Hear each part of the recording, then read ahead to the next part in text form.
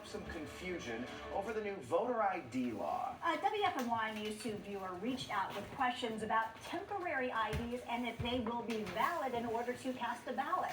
WFMY News 2's Hannah Jeffries went to election officials to get you answers. 18-year-old James Allegretto was eager to cast his ballot for the very first time. We got so excited. I filled out a sample ballot at my house, and we drove to the early voting location. And when I got there, we were going to take a picture, but the person's like, wait until you actually get the sticker for you voting. Yet when he and his dad got to the precinct, they ran into an unexpected problem. I was disappointed because I was a first-time voter, and I prepared all this time to get ready to get the correct identification, and then they told me that the identification was not valid. Knowing he needed a photo ID to vote in the upcoming election, Allegretto took action beforehand. Since he doesn't drive, he went to the DMV with his dad to get a state ID. They gave him his temporary ID and said that the plastic ID will come in the mail, within the next 15 days. But they made sure to say that the paper ID is just as legitimate as any other ID.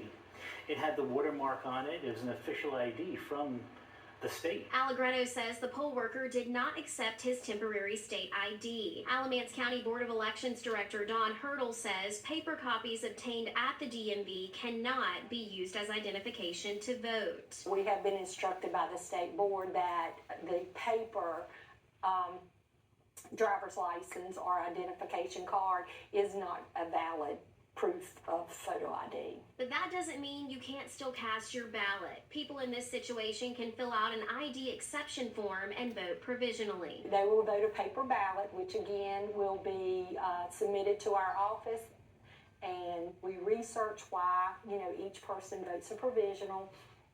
And then we present those to the board, who makes the final determination of the vitality of that vote.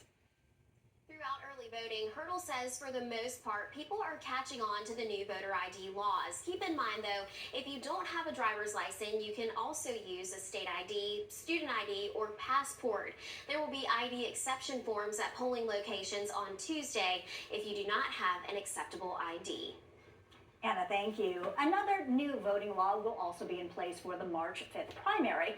Early voting results will be reported a bit later than usual next week. The new state law says county election boards cannot count early votes before polls close on election day. In previous elections, early voting